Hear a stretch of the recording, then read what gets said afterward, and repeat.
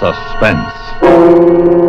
And the producer of radio's outstanding theater of thrills, the master of mystery and adventure, William N. Robeson. For hundreds of years, they have been called poltergeists, which means noisy ghosts. They move furniture, they break dishes and bottles, they thump on walls, shatter windows, and sometimes even bite. And they are not the figment of the imagination of ignorant medieval villagers. During the past few months, poltergeists, or something, have plagued the lives of American citizens in Clayton, California, Rest Haven, Illinois, and Nassau County, New York. While we are learning much about satellites flying through space, we know absolutely nothing about crockery flying across our kitchens. One of Suspense's favorite writers, Michael Frost, has pondered this mystery and come up with a solution. His solution, at least, which is, well, listen. Listen to one man's answer to poltergeists as Larry Parks stars in The Invisible Ape, which begins in just a moment. Another visit with Joe and Daphne Forsythe. Joe? Uh-huh. Do you think we can afford a vacation this year? Well, I don't know. Let's see. The car could stand some work. Then there's that chair we've been meaning to buy, and I guess we could always cash in a savings bond or two. What? I said we could cash in one of our bonds. Joseph, don't you dare. Well, I was just suggesting. Don't even think about it. Those bonds are our future. When they mature, we'll get back $4 for every 3. Yeah, I know They're that. guaranteed, too. 3 times over. Principal, interest, and replacement if lost or stolen. Well, the whole United States stands behind them. Sure, Daphne, but Well, if we cash them in before they mature, we'll be giving up all that lovely interest. And what happens when we really need the money? Daphne. I don't see how you, who thought of buying a bond every payday in the first place, could suggest such a thing. I guess maybe it was a moment of weakness. Well, don't you ever bring it up again. Savings bonds are not only a good investment for us, but they help our country, too. Shame on you, Joe. I'm ashamed. I'm covered with humiliation. I hate myself. I should think so. Okay if I go back to reading my paper now? Uh-huh. But, Joe, I was just wondering. Yeah? Do you really think we can afford a vacation this year? And now,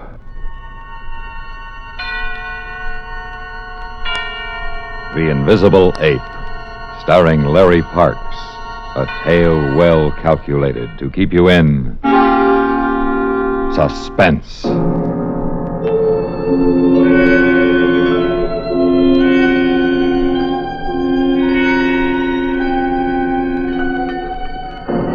I figured it out today, Pat. Figured what? About what's happening at the Jameson house. Them bottles jumping off shelves and all. The water chaser? Yeah. I figure the whole Jameson family's been hypnotized, that's what. Hypnotized, all of them. Well, first today. Cheers. Cheers. Pat? Yeah, what is it? Look at that bottle. No, down there, at the end of the bar. Saints preserve us. It's floating down from the shelf. And there's nobody in this bar but us two. Hey, I'm Joe Taylor. You know me, the lab technician. Let me out of here! I work at the Optical Foundation up the street. I'm Dr. Bernstein's assistant. They can't see me, so they won't listen to me. Nobody'll listen.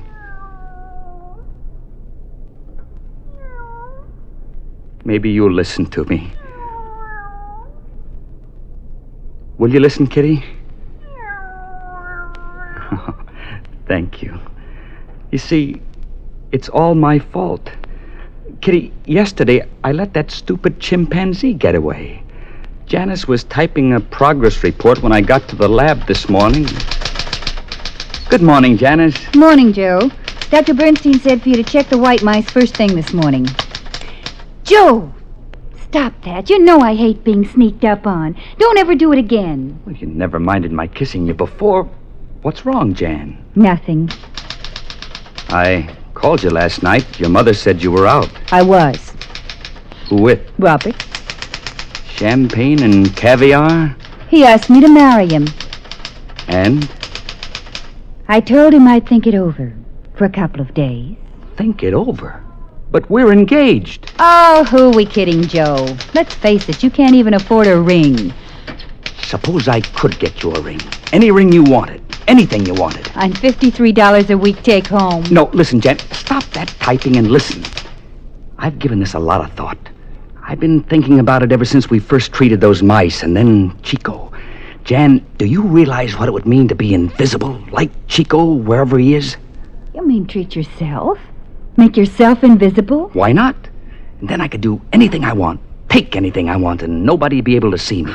Gives me the shivers. Think what it would mean if I was invisible. Engagement ring, the biggest diamond I could find. Money, I could steal all we could spend. Janice, I could run the world. Joe, you're out of your head. And we don't even know if it works. On people, anyway. Flesh is flesh and bones are bones. It worked on the mice and it worked on that stupid ape. It'll work on me. What about Dr. Bernstein? I'll buy him off. With the money I can lift, I'll be able to buy anybody off. Oh, no, Joe. Not Dr. Bernstein. You couldn't buy him off. We'll see about that. Oh, good morning, Joe. Good morning, Janice. Morning, Doctor. You checked the mice, Joe? No, sir. I just got in. Oh, well, let's take a look. Yeah. Seem to be all right. Well, except this little character. Come here, Buster. Now, let's see. Specimen 438, male. 20 Roentgens to the point of transparency, 30 Roentgens to return to visibility. He's pretty sick from something, isn't he? Well, we'll keep an eye on him. Any word on Chico? No, sir. I'm awfully sorry about that, Doctor, about him getting away. It was my It could have fault. happened to anybody, Joe. You're dealing with an almost human intelligence when you handle chimpanzees. You give one an advantage like we gave Chico. You can't be blamed if he gets away. But you know, Joe, I couldn't sleep last night. Why not, Doctor? Oh, I kept thinking about what's happening out at the Jameson house. I've come to the conclusion that it's Chico. Oh, Doctor, couldn't be. No, I'm sure of it. Anything new happen out there last night? I don't know. I haven't seen the morning paper. Well, let's try the radio. The news ought to be on. But, Doctor, if Chico's out there, somebody would have stumbled over him by now. Not necessarily. Remember, he can see, Joe. He sees somebody coming towards him. He moves out of the... Oh. Well, another puzzling night for detectives staked out at George Jameson's house on Carlisle Avenue. Detective Murdoch reports that last night he saw a bottle of cough medicine jump from a medicine cabinet and crash into the sink. Now, this is nothing new lately in the Jameson house, but this bottle wasn't broken. And when the detective picked it up, it was warm to the touch. And so the mystery deepens. Well, that's all on the local news front. All in right. the Far East... That does it. I'm going to have to make it public. But, Doctor, we still don't know for sure. Of course we do. Remember how Chico loved cough medicine? Janice. Yes, sir? I want to dictate a press release. I knew he meant it. I knew I had to move, and quick. I carry a 38 in the glove compartment of my car. I slipped out and got it. When I came back, the doctor was still dictating. Language. The mice were exposed to a radioactive isotope. Their cell structure was modified to permit their organs and bones to transmit light, like a bottle of water or a chunk of glass, rather than reflect light as the body surface of an ordinary mouse or ape or human being will do. The mice were brought back to opaqueness by a reverse process. But before the chimpanzee cells could be returned to normal, it escaped. Yeah. All right, Jan, you type that up right away. Let me see it. Yes, Doctor. I'm going to go across the street for a couple of minutes. Where have you been, Joe? You look like you've just run a mile. I went out to the car. I got this. Gun. That's right, in case he won't go along with it. First, I have to get that ape before somebody else finds out about him. What are you doing? Stripping. I want you to handle the control board. You remember the procedure? Same as Chico. No, I won't stay here while you undress. What kind of a girl do you think I am? But it's for you. It's for us, Jan. No, it's wrong. I don't want any part of it. Okay. All right, I'll do it myself. I put the gun in a drawer, then I moved the reactor table closer to the control board. I climbed up on it and began to turn the knobs. I didn't feel a thing except for a little tingling up and down my spine. Not a thing. Let's see, 75 Röntgens for 5 seconds. 1, 2, 3, 4, 5. Then I was afraid to look. I forced my eyes from the dials toward my feet. Knowing what to expect, I still could hardly believe what I saw or didn't see. It was like I wasn't there. I looked down at my legs, or where my legs should have been. All I could see was the white enamel of the reactor table. I ran to the mirror in the washroom. It's as if I wasn't there at all. I've done it. I've done it. I'm invisible.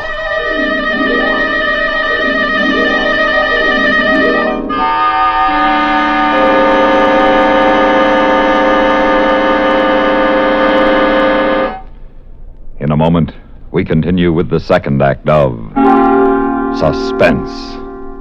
Memo on medals. Information about our military awards and decorations. The highly honored Legion of Merit is a 5-pointed white star of heraldic form bordered by purple-red enamel. In the center of this beautiful decoration is a constellation of 13 white stars on a blue field, breaking through a gold circle of clouds. Backing the star is a green enamel laurel wreath, interlaced with crossed war arrows in gold pointing outward. The ribbon is purple-red, edged with white. The Legion of Merit can be awarded to any personnel of the Armed Forces of the United States and of the Government of the Philippines, and to personnel of the Armed Forces of friendly nations who have distinguished themselves by exceptionally meritorious conduct in the performance of outstanding services. When awarded to the military of other countries, the Legion of Merit is divided into 4 ranks: Chief Commander, Commander, Officer, and Legionnaire, depending upon the degree of the service we honor. Since its creation by Act of Congress in 1942, the Legion of Merit has become a highly honored symbol of our nation's acknowledgement of the bravery and dedication of free men.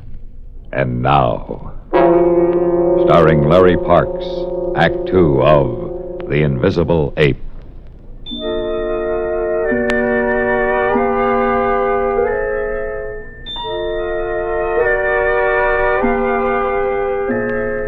It was a warm summer day, but walking along Main Street toward Jameson's house without any clothes on had me shivering plenty. The first woman I met, I wanted to cut and run, but she looked right through me. I was as invisible as a glass in a store window. But when I saw the cop outside Jameson's place, I stopped cold. He was staring right at me. Had something gone wrong? No, his eyes traveled past me. I turned around. He'd been staring at a doll across the street. The door of the Jameson house was open. I went in. Mr. Jameson, who runs the local men's furnishing store, looked kind of tired and rumpled. They were shooting newsreels, and he was facing a battery of lights. Okay, Mr. Jameson. Camera. Sound. This morning, it happened again.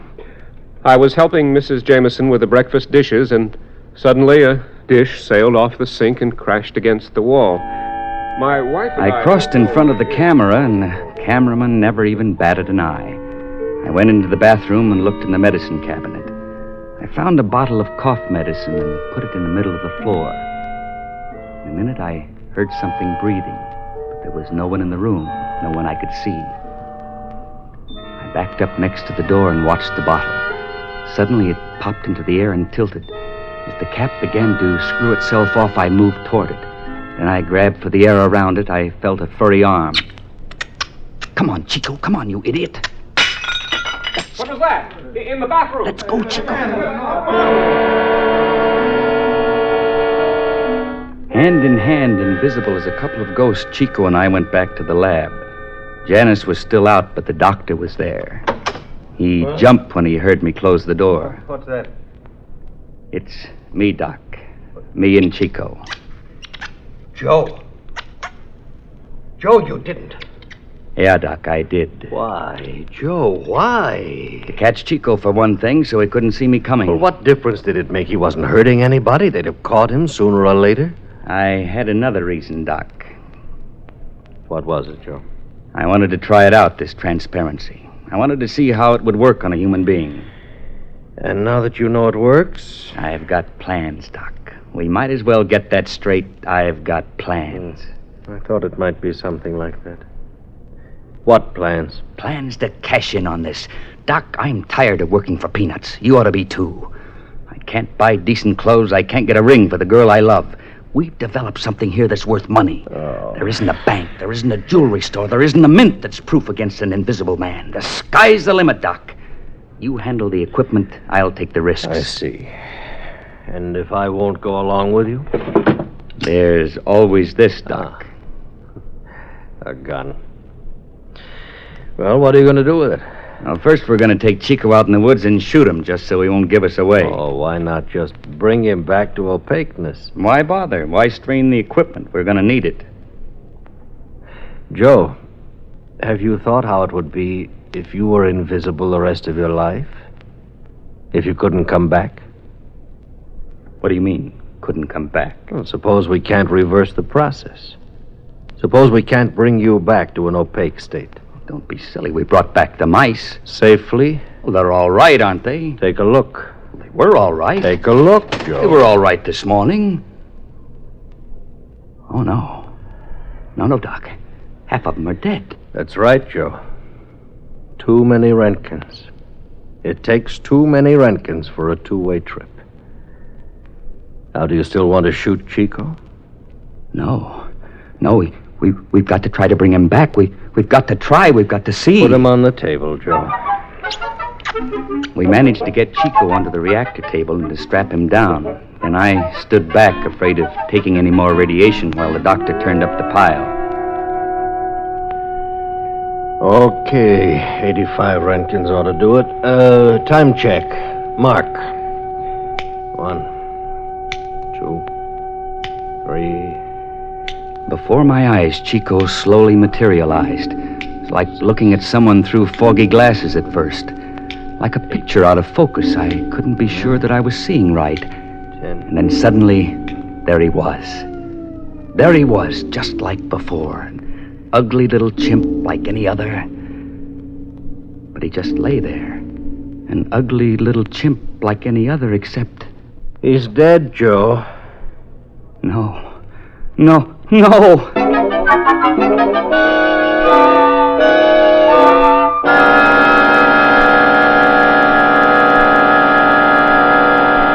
a moment, we continue with the third act of Suspense.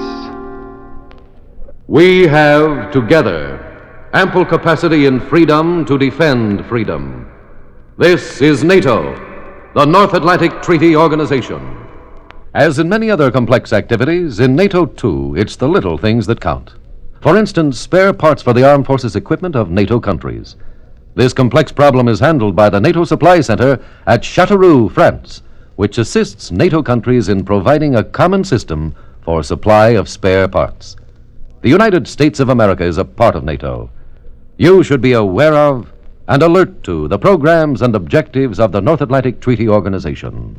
And now, starring Larry Parks, Act 3 of The Invisible Ape.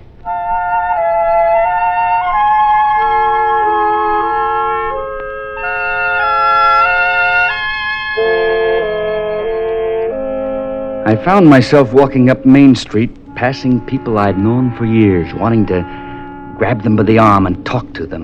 Tell them, just explain to them that I was really here, that I was still alive. I stood outside Carter's jewelry store looking at the diamond rings in the window. At least this was one thing worthwhile taking. When I walked in, I must have triggered a little bell into the mat. Carter looked up from the newspaper he was reading at the counter. He stared right through me for a second, frowning, then he shrugged and went back to his paper. Janice had liked a ring in the case next to him. I moved round him, slid it open. I found the ring and lifted it. Carter didn't even budge. Then I started back to the lab.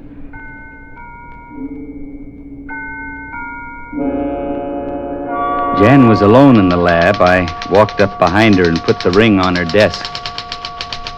Jan? Joe! I told you never to sneak up on me.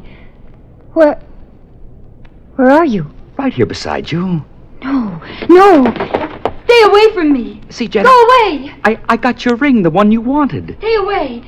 Stay away from me. I don't want it. Keep away from me. Picked up the ring and threw it across the lab. Then she ran screaming out of the room. I picked up the ring and sat for a long time at her desk. Then I heard Dr. Bernstein come in. Joe? Are you in here? Yeah, I'm here. Joe, I called Professor Wilson at the AEC and I told him what you did. He thinks if we expose you to tiny doses once a week over a long period of time, we'll be able to bring you back to visibility. But how long? How long, Doctor? At least 5 years, Joe. 5 years. It's better than forever.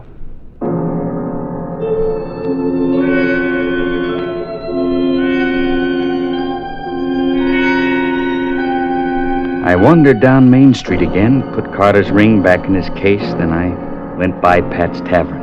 More than anything in the world, I wanted to drink. Pat was shining glasses talking to some guy at the end of the bar. I didn't see any way to get a drink except to swipe one, so I reached up on the shelf and grabbed a bottle. I figured it out today, Pat. Figured what? About what's happened out at the Jameson house. Them bottles jumping off shelves and all. I figured the whole family's hypnotized, all of them. Well, first today. Cheers. Cheers. Pat? Yeah, what is it? Look at that bottle. No, down there at the end of the bar. Saints preserve us, it's floating down from the shelf. Let me out of here! Hey, I'm Joe Taylor. You know me. They won't listen to me. They won't even listen. Here, kitty, kitty, kitty, kitty, kitty. Oh, you listen, won't you? Nice kitty. You see, it was all my fault. Yesterday, I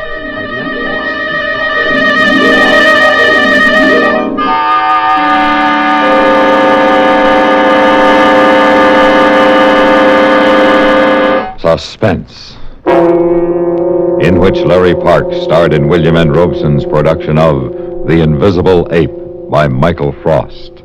Supporting Larry Parks in The Invisible Ape were Ellen Morgan, Lawrence Dobkin, Sam Pierce, Byron Kane, and Jack Moyles. Listen. Listen again next week when we return with another tale well calculated to keep you in suspense.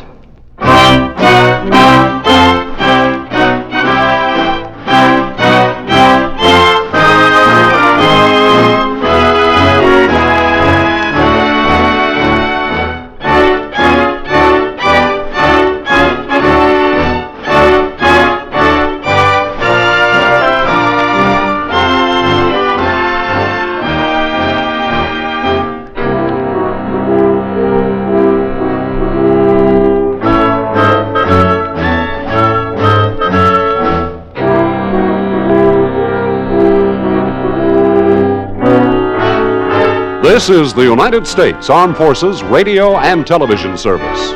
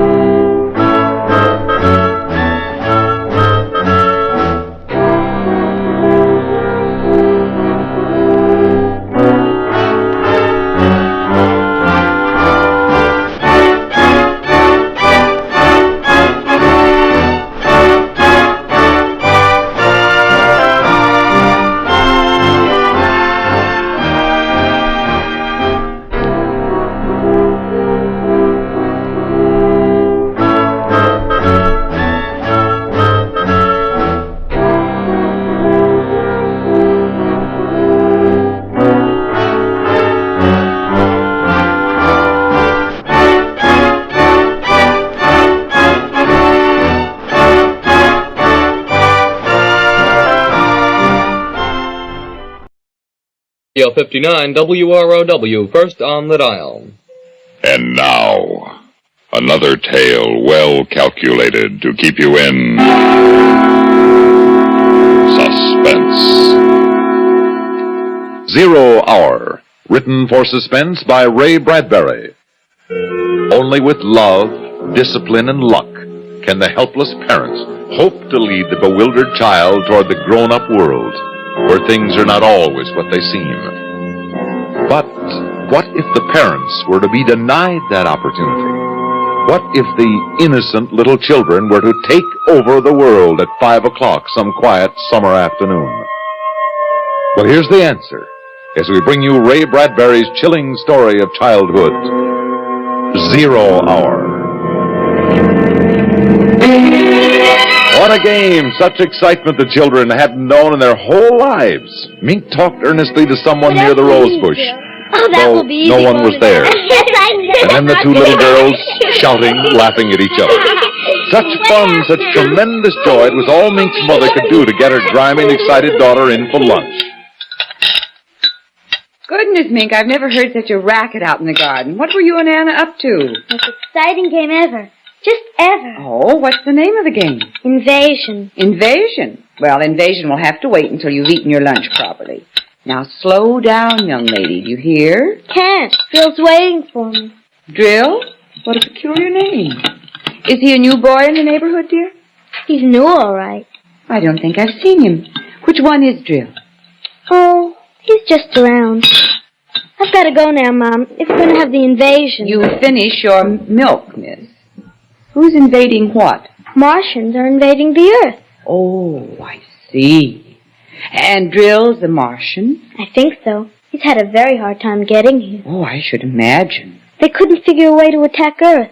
How to get in or something. Mm-hmm. Drill says they have to do it by surprise.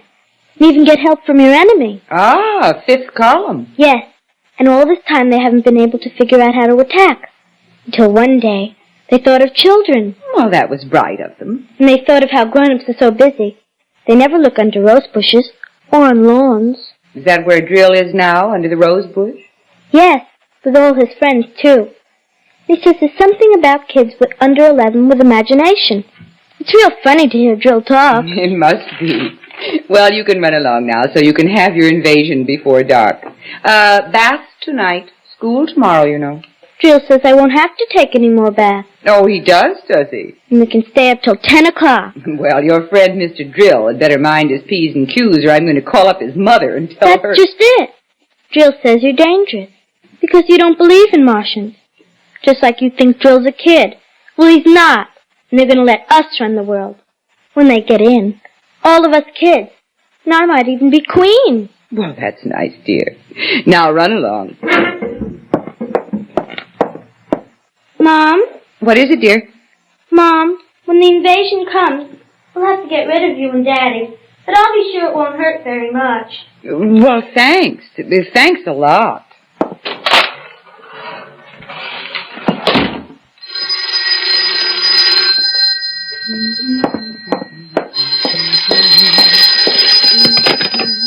Hello? Hello, Mary. Helen! How are you? How nice. Are you in town? No, I'm up home in Plainfield.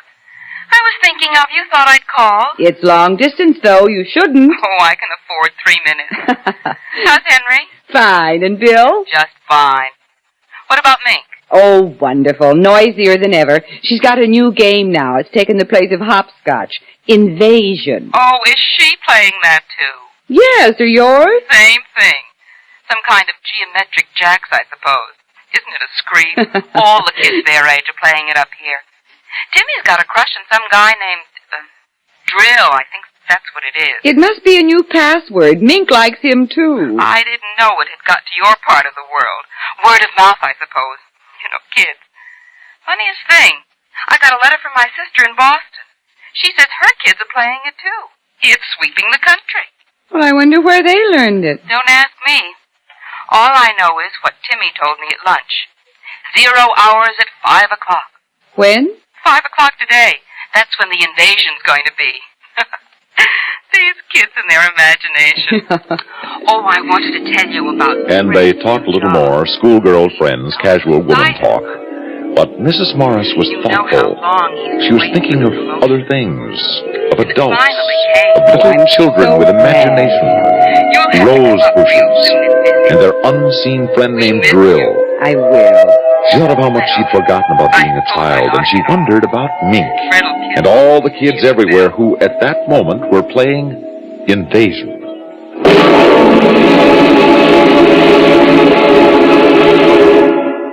In just a moment, we will return for the second act of Suspense. Meet star Stuart Irwin. Nothing's worse for an actor than a nasty cold. To feel better quickly, I take wonderful 4-way cold tablets, the fast way to relieve cold distress. Right. Tests of all the leading cold tablets proved 4-way fastest acting. 4-way starts in minutes to relieve muscular pains, headache, reduce fever, calm upset stomach, also overcomes irregularity. Take my advice. For your next cold, take 4-way cold tablets, the fast way to relieve those cold miseries. 4-way, only 29 cents. Our program will continue in a moment after a word about another fine product of Grove Laboratories. Does dandruff dull your hair, leave scalp itchy? Get Fitch Dandruff Remover Shampoo and get rid of unsightly dandruff in 3 minutes. 3 minutes with Fitch regularly is guaranteed to keep embarrassing dandruff away forever. Apply Fitch before wetting hair, rub in 1 minute. Add water, lather 1 minute. Rinse 1 minute. Every trace of dandruff goes down the drain. 3 minutes with Fitch, unsightly dandruff's gone. Fitch can also leave hair up to 35% brighter. Fitch Dandruff Remover Shampoo.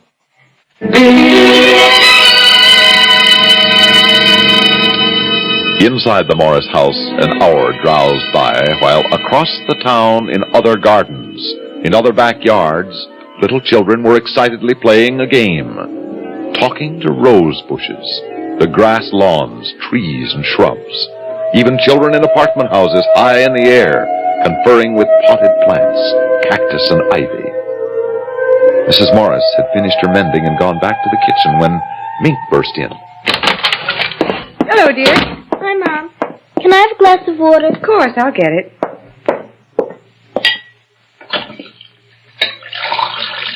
Pi r squared, 47.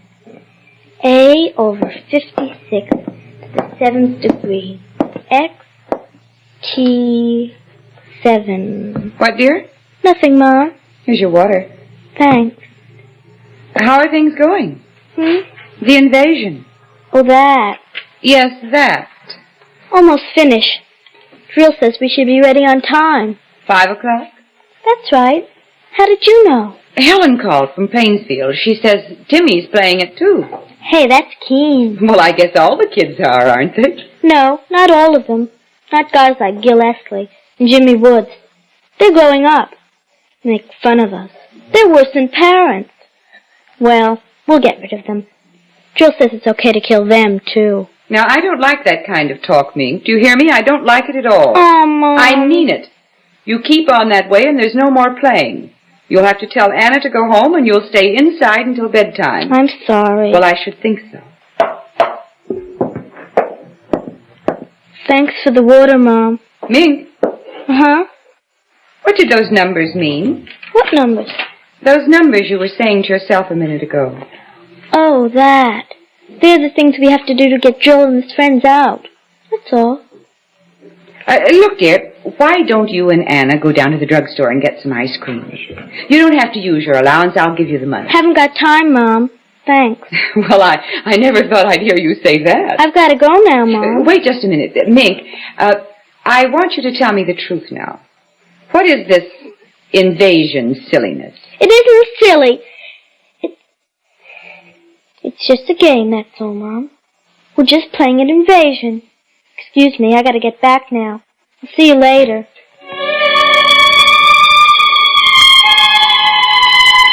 Mrs. Morris was disturbed.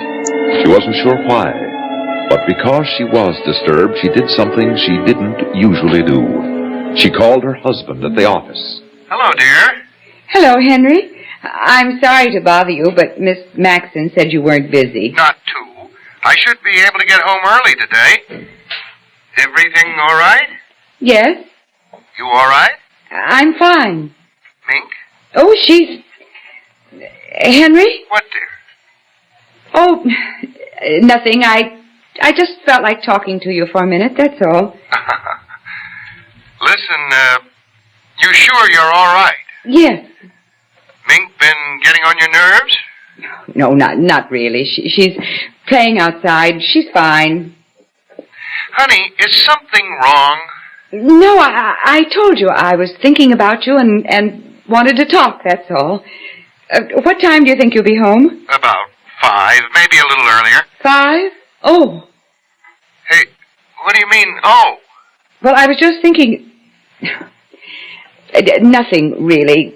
Goodbye, darling. You are okay, aren't you? I'm fine. Goodbye. Bye.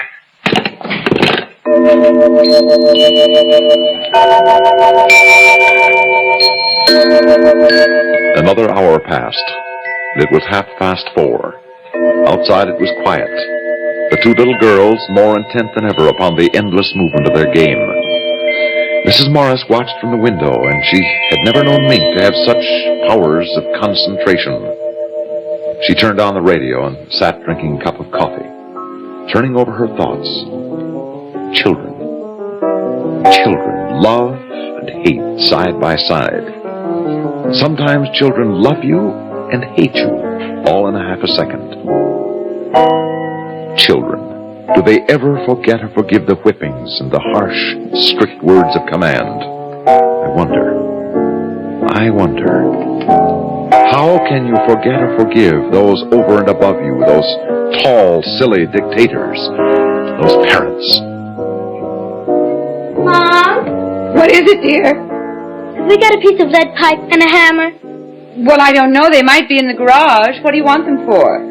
Oh, we just need them. Well, if you tell me, I can get them. Thanks, Mom. Is something wrong? Drill's stuck halfway. If we could get him in all the way through, it'd be easier. Then all the others could come through after him. Can I help? Thanks, Mom. I can do it. You better hurry, Mink. I want you to take your bath before your father comes home. All right. He's coming home early, and... Mink? Mink? Mink has disappeared behind the shrubs. Mrs. Morris knew it was ridiculous to make an issue of it. Besides, what was the issue? Invasion? Drill? 0 hour? Just a child's game. Time passed. Curious, waiting silence came upon the street, deepening. And then from the living room, Mrs. Morris heard...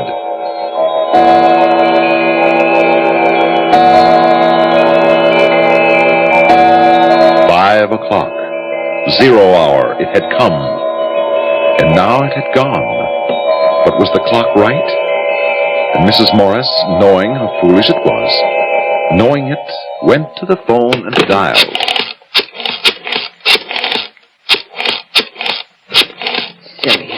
Silly.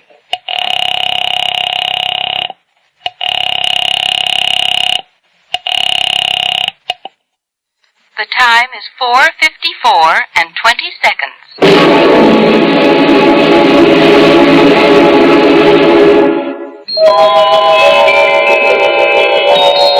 4:54 and 20 seconds. And Mrs. Morris knew that it wasn't as silly as she had thought, because it wasn't 5 o'clock yet. Not 0 hour yet. Then she heard the car drive up and her husband greeting her daughter. Hi, Mink. Hi, Daddy. How's it going? Fine. Got a kiss for me? I haven't got time now, Daddy. That's a nice thing. What are you doing? We're playing Invasion. Swell. Your mother in the house? Yes, Okay, be good. I will. 0 hour in a few minutes, Daddy. All right, I'll be ready.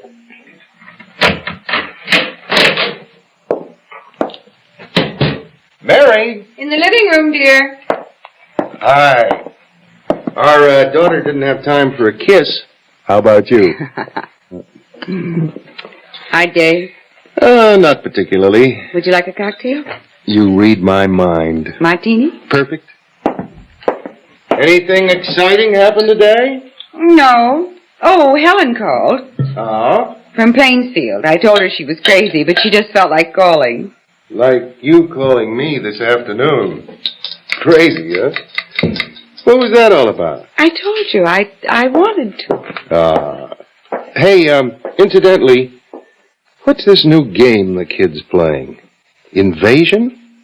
That's a nice, depressing thought. Is Mink all right? Come to think of it, she looked kind of funny. Yes, she's all right. What's the time, Henry? A couple of minutes after 5. Why? No, the clock's wrong. By your watch. Huh? Oh, I've got 2 minutes, too. I'm probably slow. You got something on the stove? No, I just want... Honey, hey, look at me. What's the matter? Nothing. Really? No. Really? Mink's been up to something. Of course not. Then what? I guess I'm a little tired, upset, that's all. You want to go out for dinner? No, I've got a steak in the icebox. Tell you what, I'll barbecue it. How'd that be? Fine. What was that? What? I thought I heard something. I didn't. I must have been imagining it. You are jumpy. Why don't you have a drink? Do you good. I don't want one. What time is it now? Mary, what is this? I mean it. Something's wrong. Now, I want to know... It's silly, Henry. It's so silly. I'm on edge, that's all. I don't like it. That kid's done something, hasn't she? I'm going to get her in there. No, Henry, please. Please don't. She hasn't... It's nothing at all. I just... What's that? I don't know. Those kids haven't got anything dangerous out there, have they? I noticed a lot of junk lying around. I thought it was a game. She wouldn't have done it herself. They've made her do it. What the devil? Maybe you'd better go out and tell them to stop playing now. It's after 5. You tell Mink to put off the invasion until tomorrow. Tell her that... What are they up to? I better take a look. Mink! Mink! Good Lord, it's outside there. No, it's upstairs. I know it is. In the attic. Mary, it's not up there. It's outside. It's in the attic. That's where it is.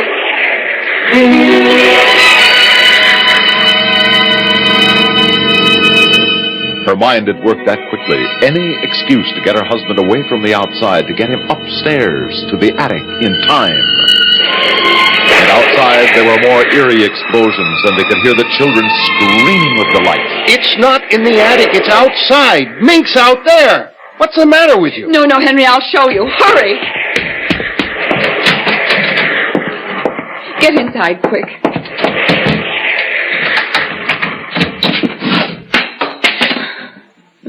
Now we're safe until tonight.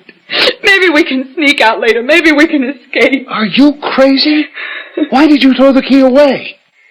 For heaven's sake, the kid's out there. Do you want her to... Oh, you don't know. You don't... We've got to stay here, Henry. We've got to. You've got to stay here with me. I don't know how the devil I can get out. Where's that light switch? Be quiet, please. Be quiet. They'll hear us. They'll find us. Henry, please. There's that noise. It's in this house now. Mary, what is this? Oh. Mary, what's happening? You know. Answer me. Stop that. Mary, somebody's downstairs. Who's down there? Oh, no. Who? No. No, hush. Please be quiet. Please, they might go away. Please.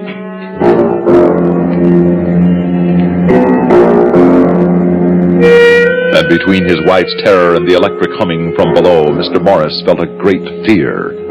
They trembled together in silence in the attic. Mr. and Mrs. Morris, parents of a little girl named Mink. Then they heard steps coming up the stairs, and a voice. Mommy! Daddy! Where are you? And a queer, cold light became visible under the door crack, a strange odor, and the alien sound of eagerness in Mink's voice was almost more than they could bear.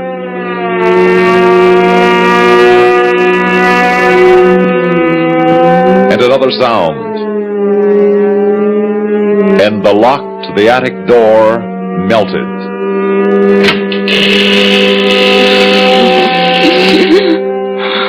Mink Mink with bright little eyes and tousled hair peered inside, and behind her, tall, wavering blue shadows.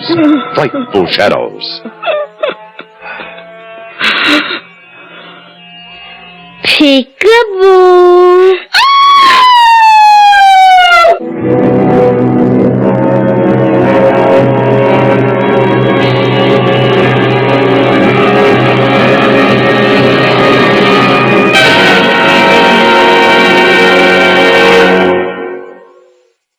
Have you ever wondered what people abroad think of us? Many of them don't have a very high opinion of our country or our way of life. It's not because of anything we've done or haven't done. It's what they think we have or haven't done. Unfortunately, those thoughts were planted in their minds by books and other literature distributed in both free and Iron Curtain countries by the communists. This material has been deliberately slanted to create false impressions of America and Americans. But the people who read them are hungry for the truth. Somewhere on your bookshelves or in your attic, you must have books you're through with. By contributing them to Books from America, you can help send the truth about America to readers and students abroad. Particularly helpful are good standard American novels, up-to-date histories and geographies, as well as English grammars. If they're in good condition, with hard covers, pack them up and send them to Books from America, Box 1960, Washington 13, D.C. That address again is Books from America, Box 1960, Washington 13, D.C. Suspense.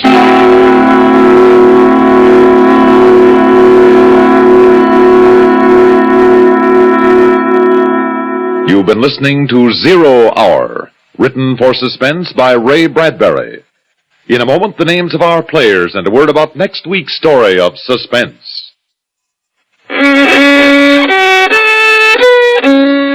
Are you all out of tune because you're irregular? Then help yourself get back in tune with Kellogg's All Brand. You'll feel right on pitch when Kellogg's All Brand goes gently to work. Relieves constipation due to lack of bulk by supplying your system with bulk-forming whole bran. Yes, a daily bowl full of Kellogg's All Bran with milk helps put you right back in tune. The natural way. The good-tasting way, too. Fact is, Kellogg's All Bran is the one brand cereal that combines proved effectiveness with appetizing taste and crispness. It never gets mushy in milk. So remember, if constipation's a problem, gentle it away, as millions do, with Kellogg's All Bran. The good food way to keep regular as clockwork. ALL-BRAN. Kellogg's All Bran. At your grocer's.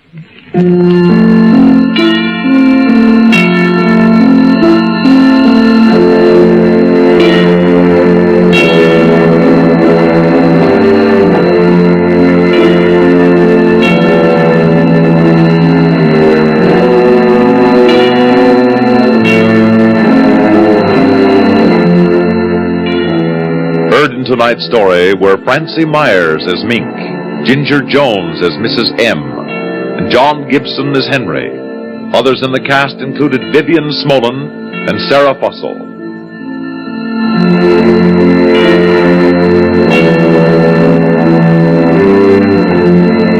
Listen again next week when we return with The Long Night, written especially for Suspense by Walter Black.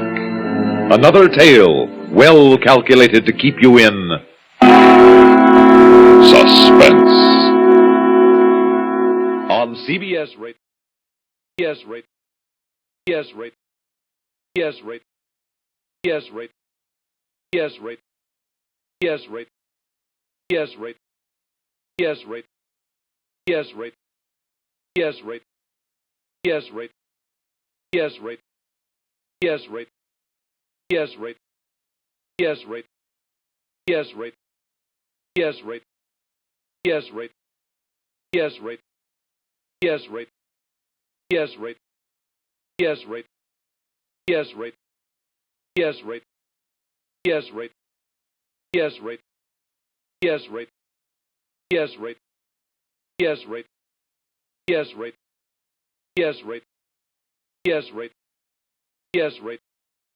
And now, a tale well calculated to keep you in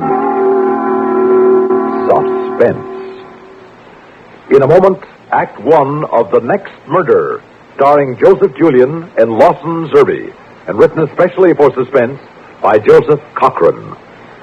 This first portion of Suspense is brought to you by the makers of Alpine cigarettes. What's it like to smoke an Alpine? Well, it's like a sky full of clouds racing along with the wind. That's what it's like to smoke an Alpine. Alpine has a freshness about it like morning dew, a light, lively, downright exuberant kind of taste. There's something more than smoking with an Alpine cigarette. If this sounds good to you, try Alpine filter cigarettes.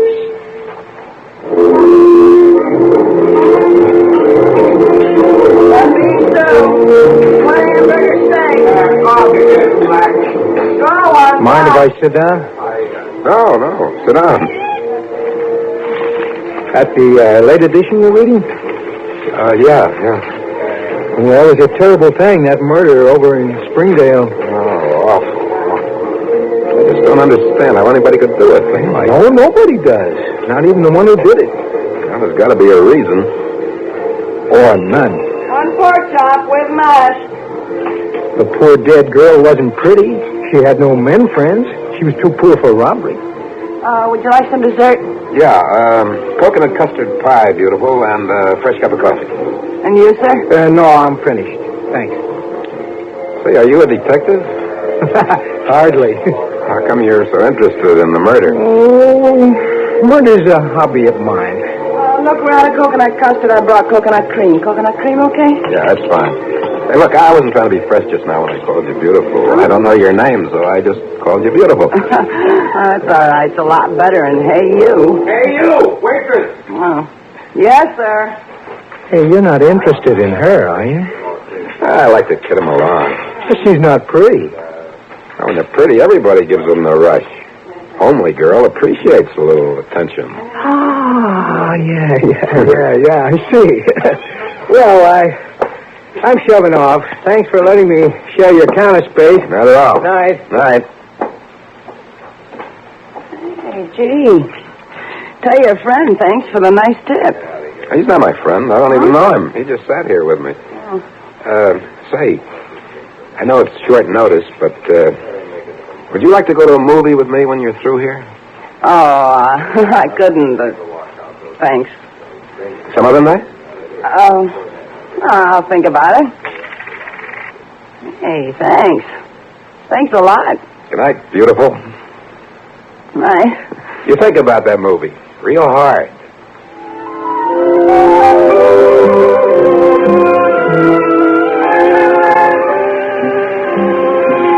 Outside, the rain that had been coming down hard when I entered the diner was now a light drizzle. He was standing there under the awning. I felt I had to say something. Hi. The rain's about stopped, huh? Yeah. You, particularly interested in the weather? Huh? Oh, no, not particularly. Just something that I... Something to say, you mean, huh? Yeah. To cover up what's really on your mind? What's on your mind? Well, I was wondering, haven't we met before? No, I don't think so. And yet, you know, I get the feeling... A feeling maybe there's some sort of a bond between us? Yeah, something like that. You know, in there, when I looked up and I saw you staring at me... I'm sorry, I'm not usually rude, but now you understand why? No, I don't. You know, I don't know what to make of it. It's funny. Maybe we met before somewhere. Maybe we brushed against each other in some crowd. Or... Have you been in a crowd recently? Let's see. I was in one the other day over at Springdale. Yeah, Springdale. That's where that unfortunate girl was strangled. Yeah. You didn't happen to be in Springdale recently? Yeah, it's just strange. When you saw me looking at you, I was thinking of Springdale. Well, that's what I was thinking. At that exact moment. How do you account for that? I look up, I see a man looking at me. We're both thinking of the same thing. I wasn't thinking only of the Springdale murder. I don't follow you. What? I was thinking of the next murder, too.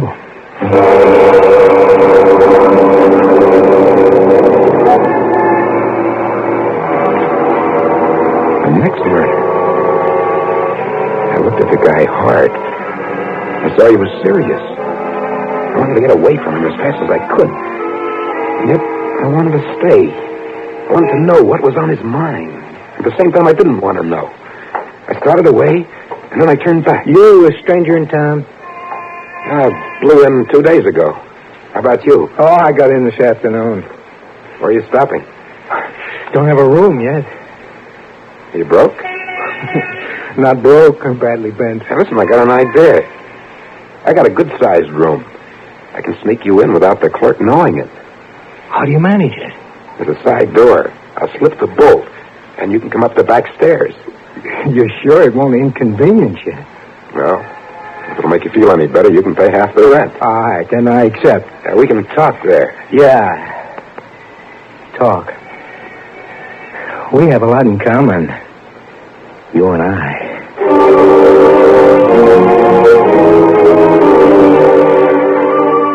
I gave him the room number, and I went in first. I unlocked the door, and then went up to my room and waited. He was up in less than 5 minutes. You bolted the side door? Yeah. Good. Now remember to talk low. I don't want the clerk to know you're here. Well, we don't even know each other's name. Cotter. John Cotter. Fred Spahn. Cotter and Spahn. Oh, Smith and Jones. You're pretty sharp, I see that. Oh, you're not so slow yourself. You know, I still can't get over how we met. It's 1 in 1,000 coincidence. No, Spahn. No coincidence. We were bound to meet. We have similar interests. Like murder. You seem to know a lot about murder. I've read everything I could get my hands on. What interests you about murder? The motive. Why? Why does one person kill another? Why? Money, rage, jealousy. The obvious doesn't interest me. I'm talking about the hidden motive. Half the people who commit murder can't give the motive. You're more interested in the murderer than the victim? Definitely. Look, let's get off this. Spiritually, you're dead, and the foul, withering rot of murder has entered your mind, devouring your will to live. Well, look, you take that girl over at Springdale. Let's take the girl in Seattle. Or the one in Boston, similar to the... Seattle? There was one in Seattle? Yeah, it was in the papers. 2 weeks after the Boston murder, there was one in Buffalo. Then a month later, in Pittsburgh. Then the last in Springdale. Meaning what? One murder suggests another, especially when there's so much alike. And you think there's going to be another murder? The killer's still at large, Well, maybe there was more than one killer. My point, exactly. Oh, you're crazy. The girl at Springdale was strangled with a man's necktie. Will you guys knock off 2 in the right and let me go to sleep?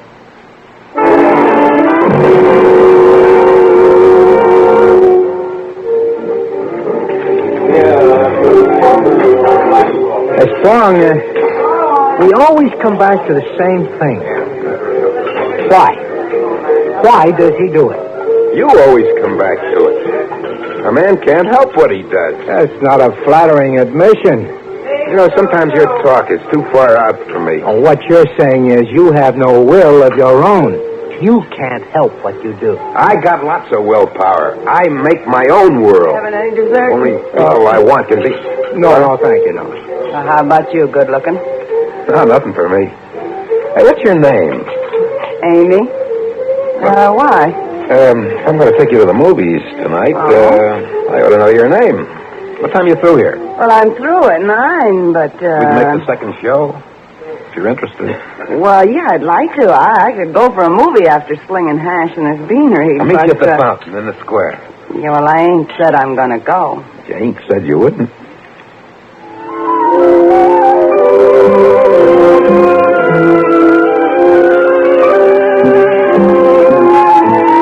Cotter and I left the diner and went back to the room. It was drizzling again. He was getting on my nerves. I I made up my mind to tell him he got a blow in the morning. We didn't talk much. He took out a tablet and started to write. I sat there thinking of Amy. Every now and then taking a look at my watch. He must have been a mind reader. All of a sudden he put down his pen and he said to me, Strong, you going to keep your appointment with that waitress? What? With Amy? Why, sure. Why not? What's the matter? Always starts out the same way. You feel sorry for these homely girls. No friends, not too bright, beaten. You feel more sorry for them than for yourself. And it ends up the same way. Oh, you know so much. You ought to write a book. I have. All but the last chapter. That's what you're working on? Yeah. Have been for 10 years. About murder? Every last word. I'd like to read it. Perhaps you can, when it's finished. Well, if it takes you 10 years to write one chapter, I don't... Well, the last chapter will be finished soon, I think. Right now, I can forecast that out of the 100 cases I have on file, 90 will get at it in the next 5 years, provided, of course, they are not caught before. How are you going to arrest the man you think will commit a crime 5 years from now? My friend, you put your finger on it. On what? Look, a man can't be arrested until he commits a crime. Now, my tables predict a crime, but they are powerless to stop a single homicide. Tell me, Carter, did your charts tell you that there would be a murder in Springdale? Well, to be truthful, no, they didn't. Why not? Because that one, I committed myself. I just sat there and looked at him. He looked sane enough. By that, I mean, if you put his picture alongside half a dozen others somewhere, there was nothing you'd pick him out for. But I definitely was going to blow the joint. The rent was coming due. I'd move out when he was asleep and let him hold the bag. But first I had to meet Amy. I went to the square. She wasn't in sight. I waited. Hey! I bet you thought I'd stood you up. I got a customer just before closing. Boy, I thought he'd never finish. Well, look, Amy, look, we just met. I'm moving on tomorrow. Instead of the movie, maybe we could walk along that lake in the park and get acquainted, huh? I don't know if I should. I mean, I just come met on. you. Movies, make-believe. You and me, we're real people. I like someone to talk to. I bet you do, too.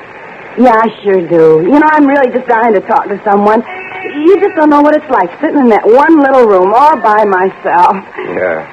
Sure, let's walk. I guess you're just like me, huh?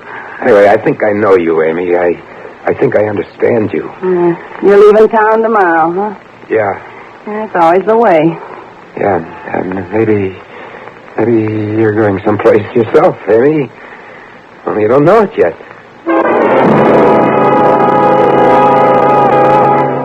Sign said no one permitted in the park after 9:30 p.m.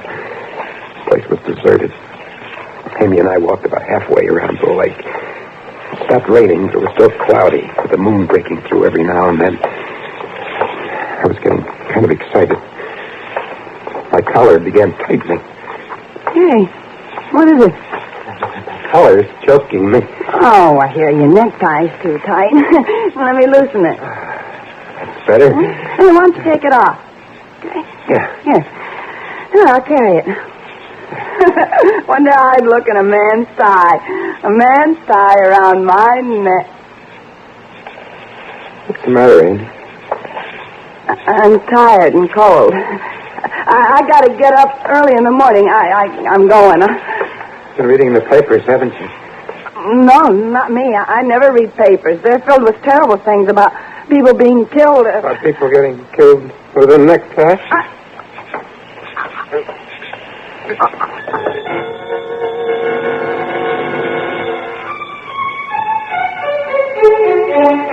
I must have blacked out. When I came out of it, I was stretched out under a tree. I probably ran into it and knocked myself out. I got up. My shirt was open at the collar, and my tie was gone. I started to look for it. But something kept buzzing at the back of my head, telling me to get out of the park. I hurried to the hotel. When I left the hotel, I went down the back stairs, and I left the door unbolted, so I was able to get to my room without the clerk seeing me. Then I had to get into my room without anyone hearing me. Carter was asleep, his face to the wall. I could hear the guy next door snoring. I gathered my things, and I stuffed them into the suitcase. I went to the sink to get my toothbrush and shaving gear. My razor was gone. I looked around, and I saw something glint on the floor. I reached down to pick it up. It was my razor, and my fingers got all wet and sticky. I jumped back up. I stumbled over a chair. Blood. Cold and sticky. What's it doing on my razor? Say, what's going on in here? I warned you guys. Where's the light switch? I came to this dump to get some sleep. If you two guys are... Hey. What's the matter? What are you doing with that razor? I just came in. I picked it up. There's blood on your hand. Hey, you in the bed. Wake up. Wake up! I want to know what's going on in here. What's the matter with him? I'm telling you, I just came in. Yeah, well, it looks to me as if you were just getting ready to leave. Get out of my way. Charlie! Charlie! Oh, no, you don't. You stay right where you are. Charlie! Come on over here! Charlie, get out here! No, first call the police!